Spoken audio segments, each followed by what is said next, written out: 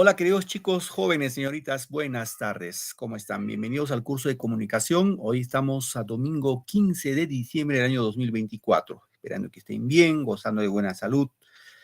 Bueno, ya nos quedan 15 días más y despedimos este 2024, esperando pues que vuestras metas, vuestros proyectos que han establecido para este año se hayan cumplido, porque todo ha sido un proceso desde enero hasta diciembre, ¿no?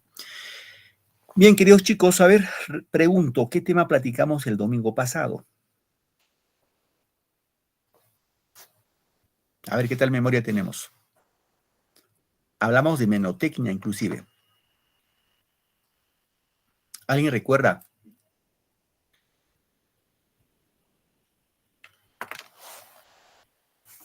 Buenas tardes, profesor.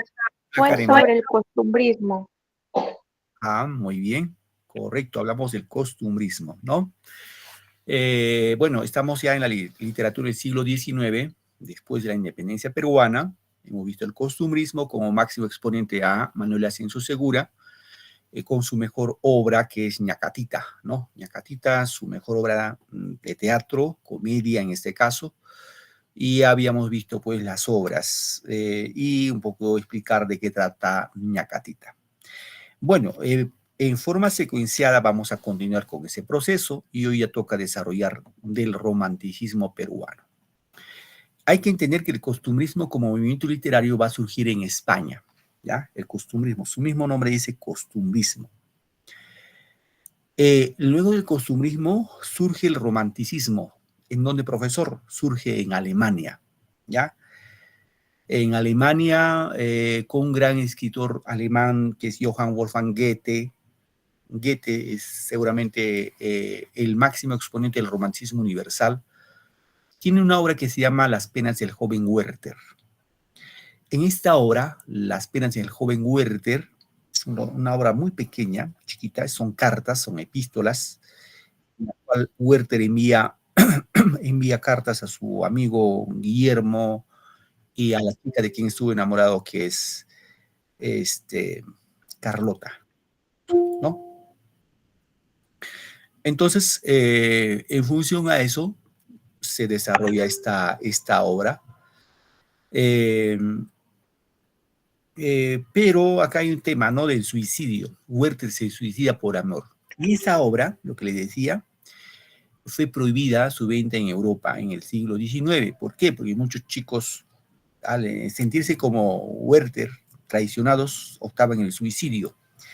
Con esa obra, Las penas del joven Werther da inicio al romanticismo universal. Y en este caso llega seguramente a nuestro país, ¿no? En forma tardía, ¿sí? En forma tardía. Bien, vamos acá. Vamos a indicar como definición en este caso que el romanticismo básicamente es un movimiento, ¿no? Un movimiento literario que aparece en Europa en la primera mitad del siglo XIX, ¿ya? A inicio del siglo XIX. Ahora, aparece en América junto con los ideales de libertad, amor, progreso, alentado por los movimientos libertadores en este caso, ¿no? De la independencia del Perú. Ahora, el romanticismo significó, en este caso, que la literatura popular patriótica y individualista reconozca los valores del pasado y admira el paisaje y vive embelesado, o sea, admirado del sentimiento amoroso. Bien, un poco vamos explicando el contexto histórico, eso sí hay que tener en cuenta, porque algunas preguntitas que vamos a desarrollar el día de hoy vienen de aquí, ¿no? En nuestro país surge la burguesía, ¿no? La burguesía por la explotación del guano. Cuando decimos burguesía, chicos, la burguesía pues son los adinerados, ¿no? Las personas que tienen mucho poder económico, mucho dinero. Y entonces estos poderosos económicamente hablando de nuestro país fue producto de la explotación del guano y del salitre, ¿no? Que se desarrolló en nuestro país en el siglo XIX. Y ya saben, eso fue la causa pues para que Chile nos declarara la guerra, ¿no? Y en esa etapa va a existir una aparente bonanza y prosperidad económica. Se hicieron varias obras, ferrocarriles, etcétera, etcétera, por el dinero que ingresaba producto de la explotación del guano y el salitre, ¿no? En el romanticismo se va a desarrollar el primer gobierno de Ramón Castilla. Chicos, Ramón Castilla, fue el que gobernó durante ese periodo, y algo bueno que hizo Ramón Castilla fue la abolición de la esclavitud. ¿Sí? Es decir, Ramón Castilla va a abolir, eliminar la esclavitud. ¿Ustedes eran profesor en el Perú? ¿Hubo esclavos? Claro que sí, hubo esclavos. Hay que entender que cuando en la época de la colonia faltaba mano de obra, los españoles trajeron pues a los africanos, a nuestros hermanos negros africanos, y los trajeron acá para trabajar en la mina. Pero estos hermanos no se acostumbraban al frío de los Andes y se ubicaron en la costa peruana. Y en función a eso pues se dio la esclavitud, en función a los negros africanos. Y eso pues es un poco triste, ¿no? Porque ahí sí se vulneran los derechos del hombre, porque estos esclavos, pues, si tú querías, ibas al mercado, lo comprabas, te comprabas tu esclavo, te llevabas a tu casa y estaba bajo tu servidumbre. Tú pues no tenía un sueldo, simplemente estaba ahí como un huésped que hacía todos los mandados, a cambio seguramente comida, ropa, por ahí, ¿no? Y cuando ya te cansabas del esclavo, pues ibas y lo vendías, ¿no? Así como un animalito. Bueno, gracias a Ramón Castilla se abolió la esclavitud, ¿no? En esa etapa también se va a dar, en este caso, como un preámbulo a la guerra con Chile y la posterior derrota. Pues los chilenos derrotaron en 1883. Y hay otro combate, en este caso se da el combate 2 de mayo de 1866. La pregunta es, en el combate 2 de mayo, ¿el Perú con qué país se habrá enfrentado? ¿Con quién se enfrentó el Perú? ¿Tiene, chicos? ¿Con quién creen que el Perú se enfrentó en el combate 2 de mayo de 1866?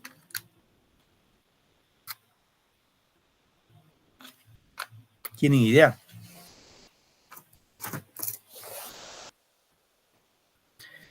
Están mudos. ¿Qué ha pasado, chicos? Recuerdo el primer bimestre, le recuerdo muy bien de este grupo. Ahora vamos a segundo bimestre, pues algo pasó, no lo sé.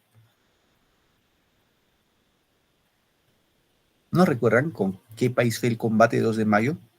Ya, le voy a recordar, ya fue con España.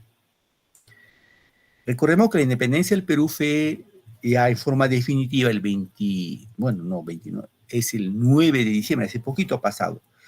El 9 de diciembre de 1824 se celebra el bicentenario de la batalla de Ayacucho. En la batalla de Ayacucho, pues el ejército patriota derrotó al ejército español. Y el último virrey, el virrey La Serna, firmó la capitulación de Ayacucho. Aceptó su derrota y firmó, ¿no? Y a partir de esa fecha, pues el Perú fue libre e independiente. Pero, eso fue en 1824, en 1866 intentaron regresar a colonizar nuevamente a los españoles. Y se dio la batalla de 2 de mayo, el combate 2 de mayo en Callao. Los peruanos vieron que ingresaban los españoles con sus buques y los peruanos pues respondieron con cañonazos, ¿no? Hacia los españoles que ingresaron.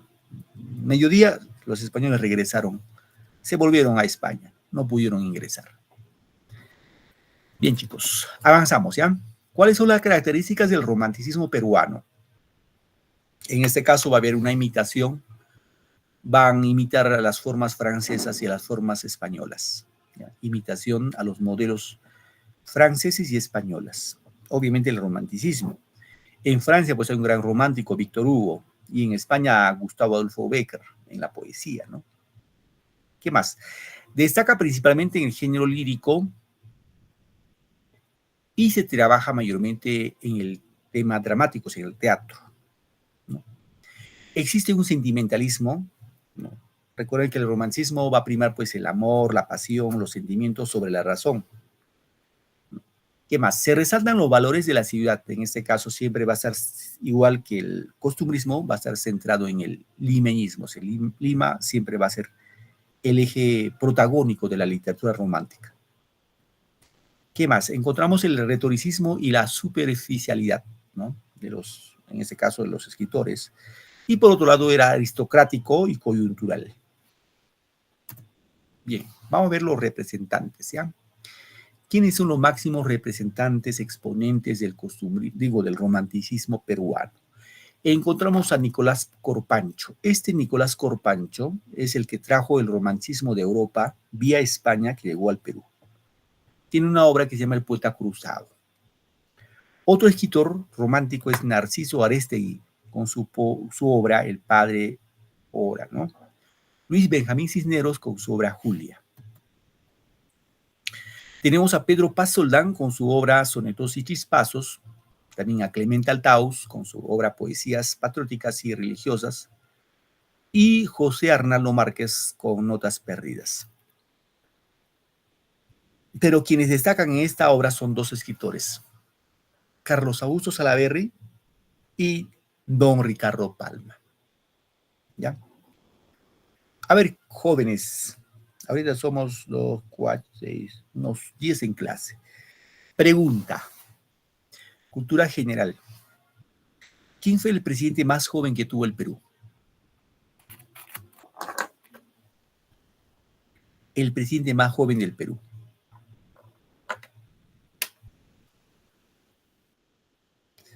A ver, Joshua, ¿cuál es tu respuesta, hijo?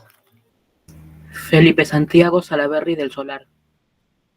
Muy bien, gracias, hijo. Kelly, ¿algún añadido más? Buenas tardes, profesor. Bueno, fue Felipe Santiago Salaverry. Muy bien, gracias. Gracias, Kelly, y gracias, Joshua. Claro que sí, Felipe Santiago Salaverry. Ojo, muchos confunden cuando dices presidente más joven que tuvo el Perú, le dicen Alan García. Sí, Alan García fue presidente a los 35 años. No 35 años. Pero hubo otro más joven que Alan García, que es Felipe Santiago Salaverry, el papá de Carlos Augusto Salaverry, que estamos viendo en pantalla, su papá. Él fue presidente si la memoria no me falla, fue presidente a los 31 años. Y su periodo duró no más de un mes. O sea, un mes estuvo en el poder, estuvo como presidente. Ojo, fue un presidente de facto. O sea, un presidente que entró a la fuerza, ¿no? Con golpe de Estado a ser presidente y por eso pues lo fusilaron. Entonces, no hay que olvidarnos. O sea, chicos, cultura general, esa parte, siempre bueno que ustedes tengan cultura general y por ahí un poquito para ir refrescando, ¿ya? Ahora, en este caso, su hijo Carlos Augusto Salaverry decía, ojo, él es un poeta lírico. Sus poesías básicamente están vinculados a la poesía lírica amatoria, poemas de amor. Tiene una obra que se llama Cartas a un ángel. En este caso, por ejemplo, Salaverry decía lo siguiente: estrellas son tus ojos que iluminan cuanto ven. En ellos puso el cielo la sonrisa del Edén. Si un ángel te hizo Dios, busquemos sombra aquí y el nido de amor para los dos. El otro escritor es don Ricardo Palma Soriano, ¿no? Bueno, don Ricardo Palma Soriano tiene una frase que dice así: un escribano y un gato. ¿Saben quién es un escribano, chicos? ¿Conocen algún escribano ustedes? ¿A quién se llama escribano? Ya, para que tengan una idea, ya, chicos. El escribano, bueno, no sé si ahora habrán escribanos, pero antes habían escribanos. Estos escribanos por lo común paraban en el Poder Judicial, en la corte. ¿Qué hacían? Buscaban así personas que tenían pleitos y pues se lo redactaban su documento, su escrito, ¿no? Obviamente pues a cambio de dinero, ¿no? Entonces acá esta frase o esta parte dice lo siguiente: un escribano y un gato en un pozo se cayeron. Como los dos tenían uñas, por la pared subieron. Bien. Poco vamos a hablar de Ricardo Palma, seguramente uno de los narradores más extraordinarios que hemos tenido en la literatura peruana. Su nombre completo fue Manuel Ricardo Palma Soriano, es el más representativo, ¿no?, de la narración o de la narrativa peruana. Y la especie que desarrolla son las famosas tradiciones, ¿ya? Tradiciones. Su seudónimo es el bibliotecario mendigo. Repito, el seudónimo de Ricardo Palma es el bibliotecario mendigo. ¿Saben por qué se le llama a Ricardo Palma el bibliotecario mendigo? ¿Tienen alguna idea, chicos? ¿Por qué se le dirá a Ricardo Palma el bibliotecario mendigo? ¿Alguna idea?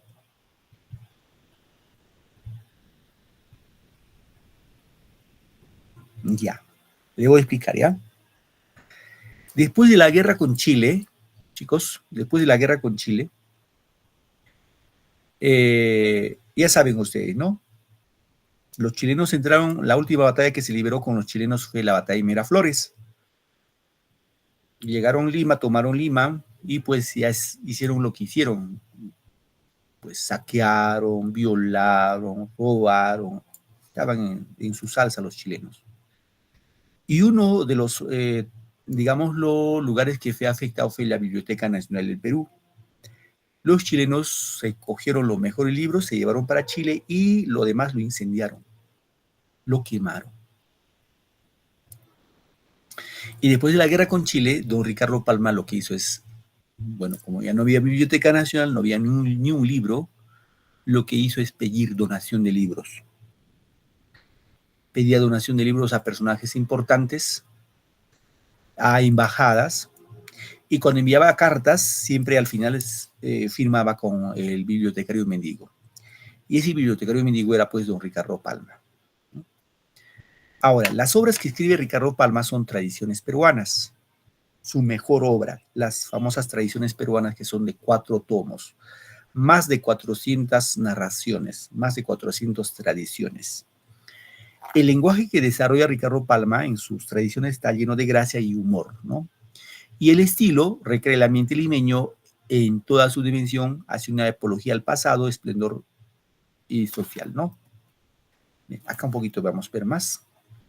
Don Ricardo Palma desarrolla una fina sátira y un elegante humor. Su lenguaje es sencillo, ojo, lenguaje sencillo. Esta parte es importante que sepan ustedes, chicos. Ricardo Palma pertenece al romanticismo social. Ojo, romanticismo social. Salaverry, que hemos visto acá, pertenece al romanticismo sentimental. Recuerden que el romanticismo tiene vertientes. Uno es el romanticismo sentimental, en la cual el poeta expresa sus sentimientos como eje central del amor, mientras que el romanticismo social que desarrolla Ricardo Palma, más que desarrollar del romanticismo, habla de las tradiciones peruanas, cómo eran las costumbres peruanas desde la época incaica de la conquista, del virreinato, de la emancipación hasta la época republicana. Es considerado como uno de los mejores prosistas de América. Reitero, llamado el bibliotecario mendigo, y las obras que escribió fueron, entre otras, en lírica, o sea, en poesía, verbos y gerundios, en obras de teatro, Rodil, en texto expositivo, Los Anales de la Inquisición de Lima. Y su mejor obra, ya saben ustedes, son las famosas tradiciones peruanas. Es su mejor obra. Como ejemplo tenemos acá Don Dimas de la Tijereta, son tradiciones, ¿no? Carta Canta, Los Ratones de Fray Martín, El Alacrán de Fray Gómez, La Casa de Pizarro, La Historia del Cañoncito, entre otros. Acá hay un dato adicional, ¿no? Tradiciones peruanas, reitero, es su mejor obra de Ricardo Palma, pero tiene otra obra también que se llama Tradiciones de Salsa Verde. Es otra obra, otro libro de Ricardo Palma también. Este libro es un libro que emula, o sea, se puede comparar con el contenido erótico de Giovanni Boccaccio. Este Boccaccio es un escritor italiano de la Edad Media.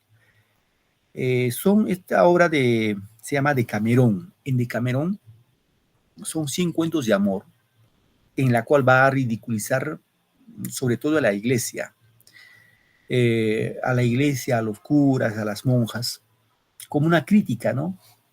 Y seguramente Ricardo Palma también hace una, digámoslo, en sus tradiciones de salsa verde, hace una emulación, ¿no? Bien, eso ya corresponde a otro tema, ¿no?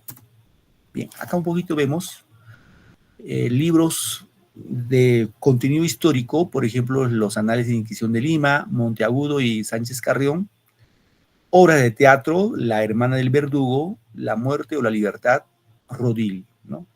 En lírica, recuerden que cuando hablamos de lírica hablamos de poesías amorosas. Tenemos a Pasionaria, que seguramente es también un poemario bien bonito. Juvenilia, Filigramas, Armonías, Verbos y Gerundios. En obras de carácter filológica y lingüística tenemos neologismo y americanismos, ¿no? Papeletas lexicográficas, que es otra obra. Y en narrativa, ya saben, narrativa, las famosas tradiciones peruanas, ¿no? Y una obra inédita que no logró editarse son Los Marañones. Chicos, bien. Poco vamos a hablar ahora sí de las tradiciones peruanas.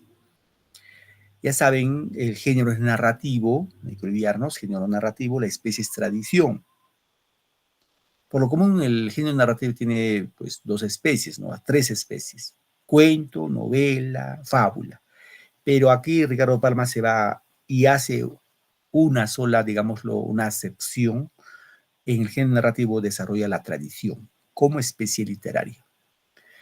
Ahora, esta obra, Tradiciones Peruanas, queridos estudiantes, fueron un total de 453 tradiciones. ¿Ves? Pues les decía que estaba escrito en 4 tomos, bastante voluminoso. 6 tradiciones se refieren al Imperio Incaico, 339 a la época del virreinato o la época de la colonia, 43 a la época de la emancipación, 49 a la época de la república y 16 tradiciones a tiempos y espacios indecisos. No están definidos. ¿Eh, chicos? Bien. Continuamos. ¿Qué son las tradiciones peruanas? Básicamente son relatos cortos, ojo, amenos, que recogen un episodio histórico, ¿no? Una anécdota jovial, un enlace de amor o de honra, un conflicto político o de tipo erótico, relatos en que se vislumbran el alma o las preocupaciones de la época que evocan. Evocar sinónimo de recordar. Época incaica, el virreinato, emancipación, etc. En estas tradiciones, Ricardo Palma dio vida a una forma propia de narración en la que se advierte elementos diversos y contradictorios. Criollismo de Segura, la fantasía de Scuti y el clasicismo de Quevedo. Bien. La primera tradición que escribió don Ricardo Palma es Consolación, es que escribió en 1851, ¿ya? Consolación. Y la última tradición que escribió fue Una visita al Mariscal Santa Cruz en 1915. Fíjense, escribió más o menos un periodo de 65 años, ¿sí? 65 años. Bien, las tradiciones más celebradas y leídas son, o sea, más conocidas, de los 453, estas son las más conocidas. La Chirana del Inca, de la época incaica, El Orgullo del Cacique, Las Orejas del Alcalde, El Alacrán de Fray Gómez, considerado el mejor relato de América, Los Ratones de Fray Martín, Los Mojitos de Santa Rosa y Las Genialidades de la Perricholi. Además tenemos acá al Rincón Quitacalzón, la tradición del himno nacional, Padre Pata, que es otra tradición, las 3 estetas del Libertador, Al pie de la letra y la historia del cañoncito. Claro que son, reitero, son 453, pero estos son los más importantes tradiciones de don Ricardo Palma.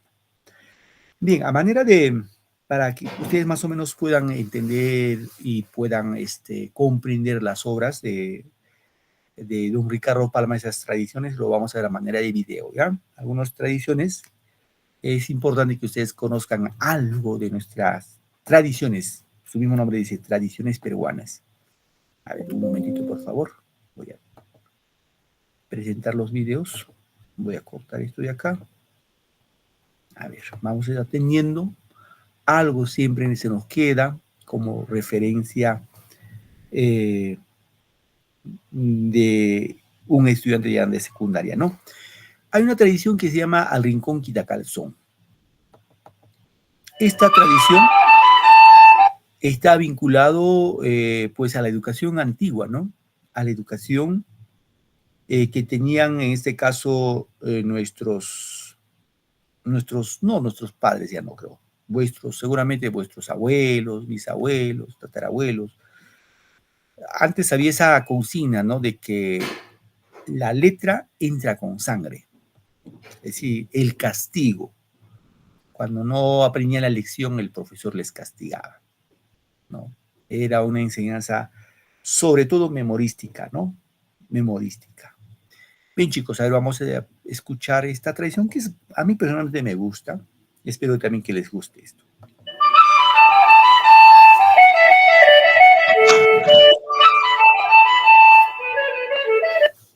Había una vez, en una ciudad al sur del Perú, llamada Arequipa, un obispo que se llamaba Chávez de la Rosa y se esforzaba por darle al colegio que había fundado en esa ciudad un excelente y completo plan de estudios. Por el año 1796, solía visitarlo una vez a la semana para cuidar que todo allí estuviese en orden. Fue así que en una de sus acostumbradas visitas, encontró que el maestro de latín no había acudido a dictar clases y que los alumnos, aprovechando su ausencia, andaban haciendo de las suyas. El obispo entonces decidió reemplazar por ese día a aquel profesor y empezó su clase pidiéndole a un muchacho declinar una palabra. Como éste se equivocó en el caso acusativo plural, el señor Chávez exclamó: ¡Al rincón Quitacalzón! En aquellos tiempos era habitual que los estudiantes desaplicados fueran enviados a un rincón del aula para recibir azotes. Pasó luego a otro alumno que tras contestar incorrectamente también fue condenado a sufrir la misma pena. Y así, cuando había más de una docena de arrinconados, le llegó el turno al más pequeñín y el más travieso de la clase. ¿Quid est ratio?, le preguntó el obispo. El jovencito miró al techo con la esperanza de recordar algo, y al no hacerlo, el señor Chávez lanzó la terrible sentencia: ¡al rincón Quitacalzón! El chiquillo se fue hablando entre dientes y el obispo, enojado, lo llamó nuevamente a su presencia para saber qué era lo que murmuraba. El jovencito terminó confesándole que también quería hacerle una pregunta. El obispo aceptó y el vivarracho chiquillo le dijo: pues, si no es atrevimiento, ¿me podría decir cuántos dominus vobiscum tiene la misa? El señor Chávez, al intentar recordarlo, levantó los ojos y en ese momento el chiquillo, muy sorprendido, murmuró: ¡ah! Él también mira al techo.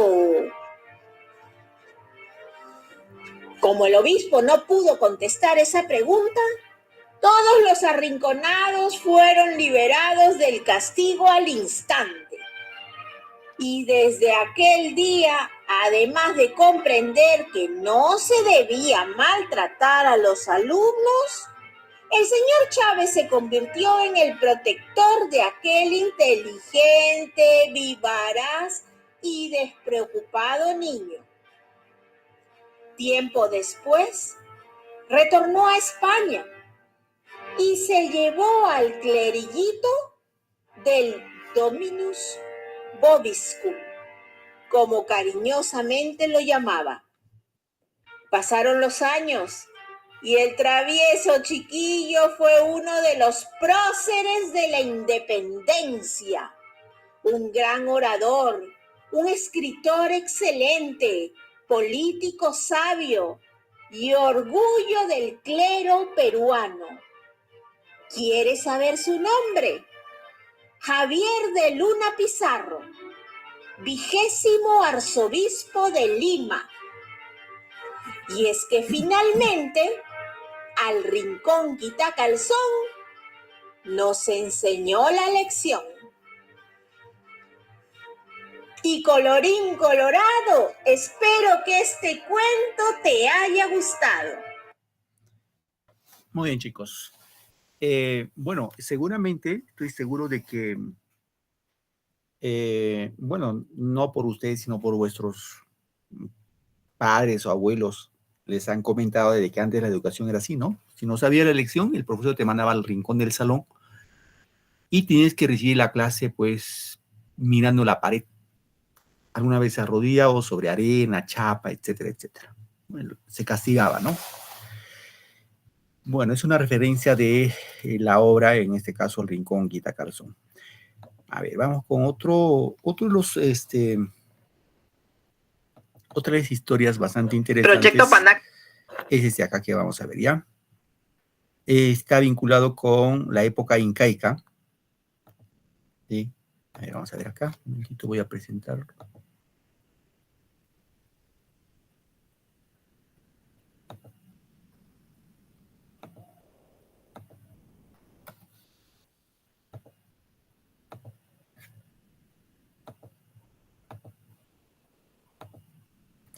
Esta historia es del Inca Pachacútec. Esta historia se llama La Chirana del Inca. Es una bonita historia también. A ver, prestamos atención. Proyecto Panaca presenta La Chirana del Inca, la historieta. En 1412, el Inca Pachacútec, acompañado de su hijo, el príncipe imperial Yupanqui, y de su hermano, Cápac Yupanqui, emprendió la conquista del Valle de Ica, siendo su intención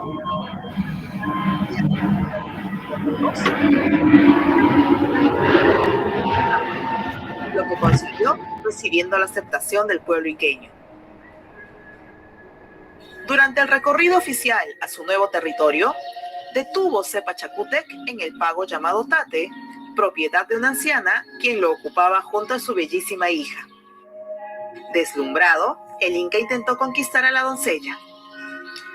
He encontrado a la paloma más bella de todo este valle.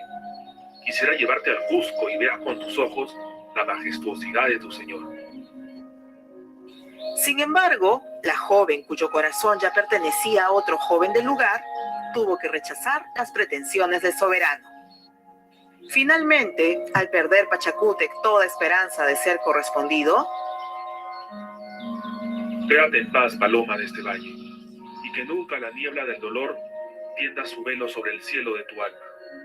Pídeme alguna merced que a ti y a los tuyos haga recordar siempre el amor que me inspiraste. Señor, grande eres y para ti no hay imposibles. Venciérasme con tu nobleza, a no tener ya el alma esclava de otro dueño. Nada debo pedirte, que quien dones recibe, obligada queda. Pero si te satisface la gratitud de mi pueblo, ruégote que des agua a esta comarca. Siembra beneficios y tendrás cosechas de bendiciones. Reina, Señor, sobre corazones agradecidos, más que sobre hombres que tímidos se inclinan ante ti, deslumbrados por tu esplendor. Discreta eres, doncella de la negra crencha, y así me cautivas con tu palabra como con el fuego de tu mirada. Adiós, ilusorio ensueño de mi vida. Espera 10 días y verás realizado lo que me pides. Dicho eso, el Inca subió al anda de oro que lo esperaba con los nobles del reino conduciéndolo y se marchó del lugar. Adiós, y no te olvides de tu rey. Así, tal y como lo prometió, durante 10 días, los 40.000 guerreros del Inca se ocuparon en abrir el cauce que empieza en los terrenos del Molino y del Trapiche y termina en Tate, Heredad o Paco, donde vivía la hermosa joven. Sus aguas suministraron abundante riego a las haciendas de ese hermoso valle. Este es el origen de la Chirana, voz que significa lo que corre limpiamente hacia lo que es hermoso.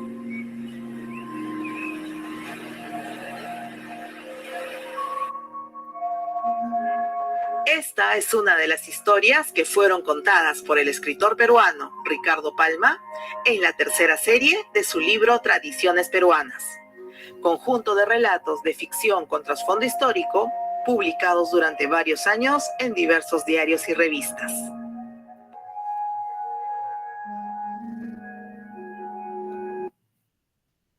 Muy bien, chicos. Ahí está la Chirana del Inca como otra de sus, digámoslo, interesantes relatos de don Ricardo Palma en sus tradiciones peruanas. A ver, hay otro relato considerado como una de las mejores narraciones de América, que es El Alacrán de Fray Gómez. A ver, un momentito, voy a presentar, por favor. También es una historia bastante interesante.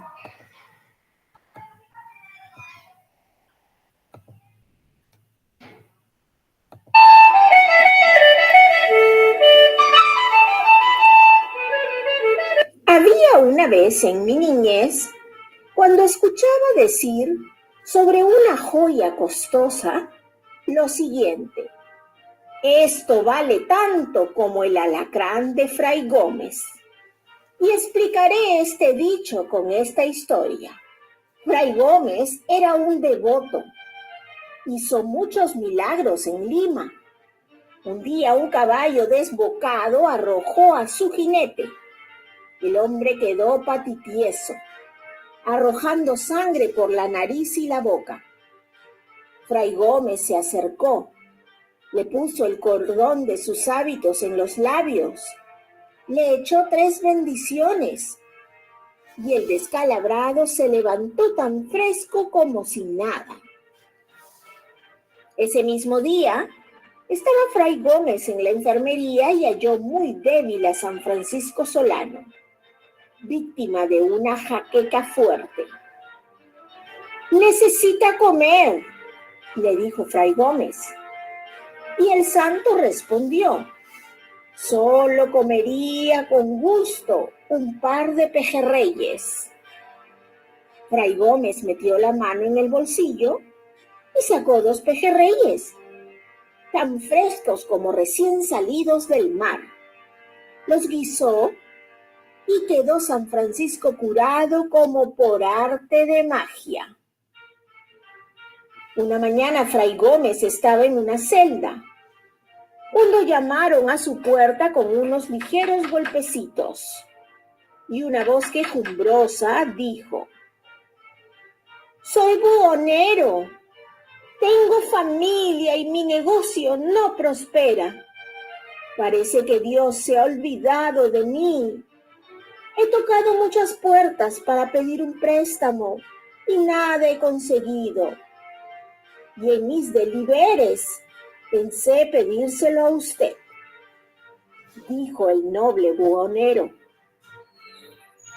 «¿Cómo imagina, hijo mío, que en esta tan triste celda pueda tener yo esa cantidad de dinero?». Entonces respondió el castellano: «Tengo fe de que no me dejará ir desconsolado». «La fe lo salvará, hermano. Espere un momento». Y fue así que Fray Gómez, paseando los ojos por las desnudas paredes, vio un alacrán que caminaba por el marco de la ventana. Entonces arrancó una página de un viejo libro y cogió a la sabandija, la envolvió y se la entregó al visitante. «Tome, y procure devolverme esta joya en 6 meses. El buhonero agradeció mucho y se encaminó deprisa a la tienda de un usurero. La joya era de una deliciosa delicadeza, incomparable, un prendedor con una figura de alacrán, el cuerpo una esmeralda engarzada sobre oro. Aprovecha en suscribirte antes de que se te olvide y activa la campanita para recibir todas las novedades. Y en la cabeza, un grueso brillante con 2 rubíes por ojos.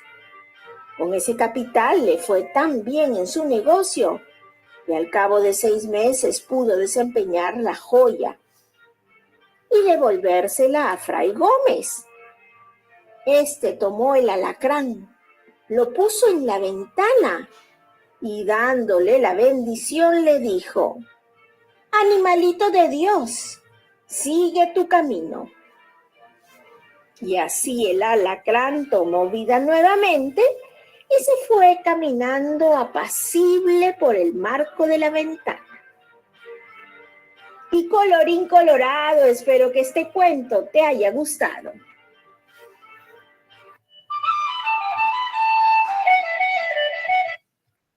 Muy bien, chicos.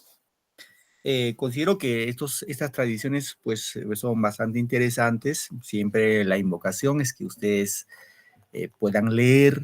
Hay que leer siempre y pues nos vamos culturizando, y aparte de saber por los beneficios que trae la lectura.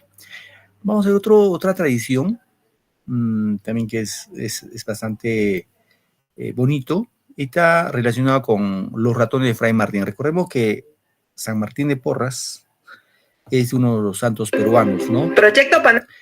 Y que hizo varios milagros. De eso se trata esta tradición de don Ricardo Palma, titulado, en este caso, Los ratones de Fray Martín.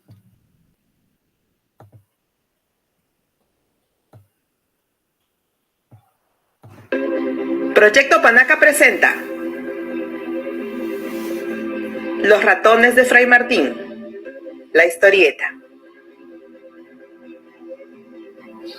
Se cuenta que San Martín de Porres, santo peruano, hizo tantos milagros en vida como después de su muerte.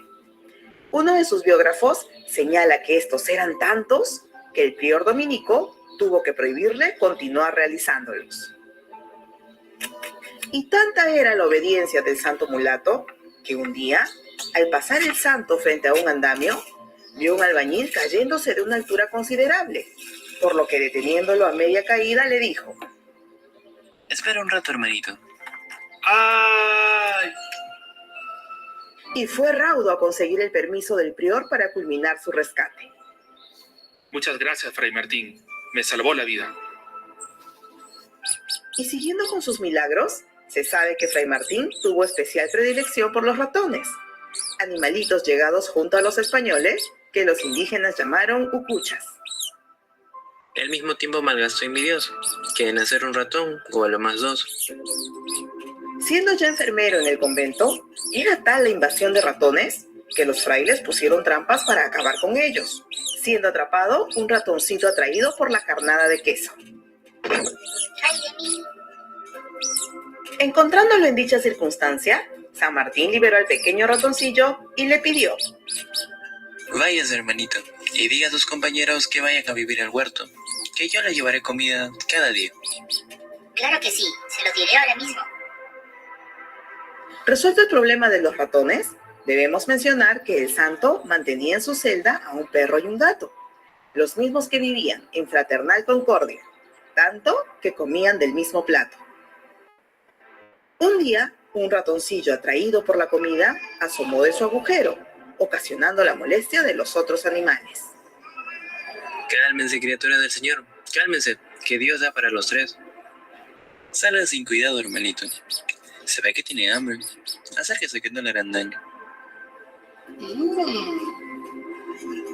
El ratoncillo, sin hacerse de rogar, aceptó la invitación y desde aquel día comió en amor y compañía del perro y del gato. Esta es una de las historias que fue relatada por el escritor peruano Ricardo Palma en su libro Tradiciones Peruanas, conjunto de relatos cortos de ficción histórica, narrados de forma entretenida y publicados durante varios años en diversos diarios y revistas.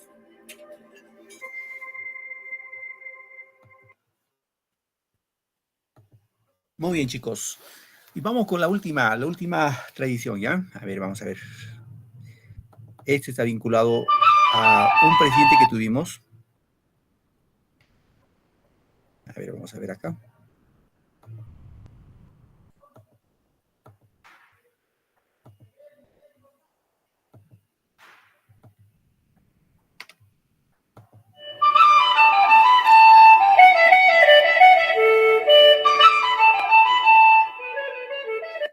Había una vez un mandatario que se llamaba Ramón Castilla, quien conocía muy bien su tierra y a los hombres de esta. Él creía que la empleomanía era la irresistible tentación y el móvil de todas las acciones de los hijos de la patria. Se hallaba en su primer gobierno y era además el día de su cumpleaños. En Palacio se llevaba a cabo entonces una ceremonia del besamanos, a donde acudieron personajes al gran salón a felicitar al supremo mandatario. Entre aquellos se encontraba un joven que con gran entusiasmo se acercó al presidente y le obsequió un dije para su reloj. Era un cañoncito de oro, un trabajo precioso. ¡Gracias! ¡Mil gracias por el cariño!, respondió su excelencia sin tocar el regalo. Que lo coloquen sobre la consola de mi gabinete. Pero el muchacho se empeñaba en que el presidente tomase en sus manos el dije para que examinara su gracia y su delicadeza. No, está cargado. No juguemos con armas peligrosas, contestó don Ramón Castilla para disculparse. Transcurrían los días y el cañoncito permanecía sobre la consola. Era objeto de conversación y de curiosidad entre los amigos del supremo mandatario. ¡Ey, caballeros! ¡Hacerse a un lado! ¡No hay que tocarlo! ¡El cañoncito apunta! No cesaba de repetir el presidente. No sé si la puntería está baja o alta, si está cargado. Un día de estos hará fuego y no hay que arriesgarse. Retírense, por favor. No respondo de averías, exclamaba él siempre.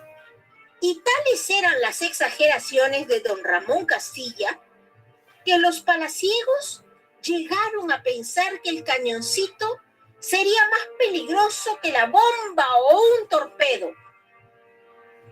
Al cabo de un mes, el cañoncito desapareció de la consola para ocupar un lugar entre los dijes que adornaban la cadena del reloj del presidente.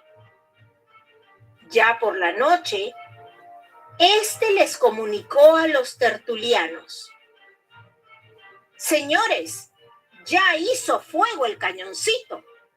Puntería baja, poca pólvora, proyectil diminuto. Ya no hay peligro. Pueden examinarlo. ¿Qué había ocurrido? Que el joven aspiraba a una modesta plaza de inspector en el resguardo de la aduana del Callao, y el mandatario acababa de darle el empleo. Así pues, los regalos que los chicos hacen a los grandes son, generalmente, como el cañoncito de don Ramón Castilla, una intención oculta y una puntería fija. Días menos, días más, ¡pum!, lanzan un proyectil. Y colorín colorado, espero que este cuento te haya gustado. Muy bien, chicos. Hay un pequeño resumen de las tradiciones más importantes de don Ricardo Palma. Vamos a ver ahora algunas preguntitas. Todo vinculado al tema que hemos desarrollado en clase, ¿no? No hay más que otro. A ver, vamos acá.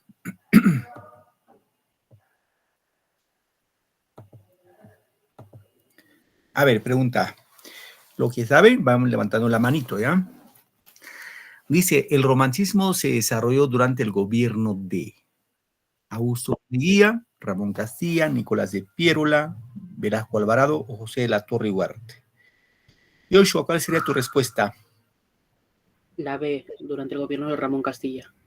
Bien. A ver, ¿alguien más que quiere participar?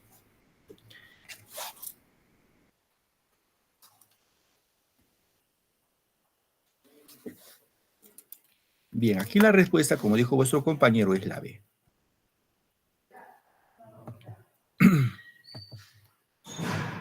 Aquí es la B. Ojo, chicos, esto hemos desarrollado en clase. Bueno, ahorita pues tenemos ahí en clase varios compañeritos, pero igual hay que participar. Pienso que han estado atentos a la clase. Pregunta 2. Considerado el mayor representante del romanticismo histórico en el Perú. ¿Histórico o romanticismo social? Que es lo mismo. Benjamín Cisneros, Salaverry, Juan de Arona, Julián del Portillo o Ricardo Palma. ¿Alguien recuerda, chicos? También hemos desarrollado en clase hoy día. Ahí tengo a Joshua. ¿Alguien más, chicos? A Kelly. Ya. A ver, Joshua, tu respuesta, ¿cuál sería tu respuesta? Carlos Augusto Salaverry. Ya, gracias, Joshua. Kelly, tu respuesta. Ricardo Palma. Ya, tu apellido es Ucañán Castillo. Disculpa. Sí, profesor, buenas tardes. Hola, hijita. Ucañán Castillo, y tu nombre es Kelly. Kelly Alexandra. Correcto. A ver. Vamos acá. Vamos con esta parte, ¿ya? A ver, un poco recordamos lo que hemos hecho acá. Vamos aquí, atrás, atrás, atrás, atrás. Aquí. Ricardo Palma, habíamos dicho, Ricardo Palma pertenece a un romanticismo social, que es lo mismo a histórico. ¿Por qué, profe? Recuerdan que las tradiciones peruanas tienen algo de historia, ¿sí o no, chicos? Tienen algo de historia. Mientras que este señor Carlos Augusto Salaverry desarrolla un romanticismo de tipo sentimental, o sea, son poemas que hablan del amor. Entonces aquí, como hemos visto, chicos, la respuesta a esa pregunta, la pregunta 2, es de Ricardo Palma, ¿ya? No se olviden, Ricardo Palma desarrolla un romanticismo histórico o romanticismo social, y Salaverry desarrolla un romanticismo de tipo sentimental. Vamos acá. ¿Alguien se recuerda qué tal memoria? Uno de los autores no pertenece al romanticismo. Abelardo Gamarra, Benjamín Cisneros, Arnaldo Márquez, Nicolás Corpancho o Clemente Altaus. ¿Alguien se anima a dar respuesta a esto?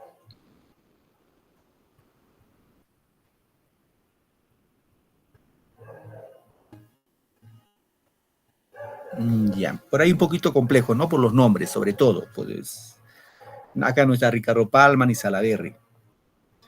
Pero acá nos preguntan, ¿no pertenece al romanticismo social? Ojo, acá la respuesta, chicos, es Abelardo Gamarra, ¿ya? Él no es romántico, él es escritor del realismo peruano, ¿ya? Del realismo. He entendido que Abelardo Gamarra, pues, hay que tener como precedente lo siguiente, ¿no? Antes de la guerra con Chile, chicos, la danza de la marinera que conocemos actualmente, la marinera norteña, el nombre o su nombre era La Chilena. Repito, su nombre era La Chilena. Y este señor Abelardo Gamarra, ya después de la guerra con Chile, decidió cambiarlo de nombre y le puso, en reemplazo de la chilena, le puso el nombre de la Marinera, en memoria, en este caso, a la Marina de Guerra del Perú. Seguramente ese es lo más trascendental de Abelardo Gamarra. ¿Ya, chicos? Muy bien. ¿Alguna pregunta hasta aquí? ¿Ninguna? Bueno, si no hay ninguna pregunta, nos vamos a quedar esta parte, queridos estudiantes, que tengan una bonita tarde, noche, y ya nos encontramos la próxima semana en la que vamos a ver un poco de gramática. ¿Correcto? Buenas tardes, bueno, buenas noches, feliz domingo y que les vaya súper esta semana. Hasta luego, chicos, cuídense, felicidades a todos. Hasta luego, Hasta luego. profesor. Hasta luego, profesor.